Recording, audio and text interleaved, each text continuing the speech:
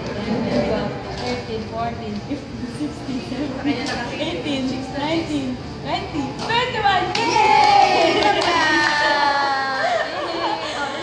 Once again, congratulations, Ira Matic. So, isa ka na naman sa nagpatunay na hindi scam ang Global Intermode. Totoo po ito. Grabe, sa katuktak na yung video namin. Mas nagpapatunay na totoo ito. So, sana, huwag na kayo magduda. Sumali na lang sila. Ikaw, sis, ano masasabi mo sa kanila? Yun, huwag na kayo magpaduda, sabayan nyo kami. Especially Go Express Lane. Yeah! Alright, thank you guys. Good day and God bless.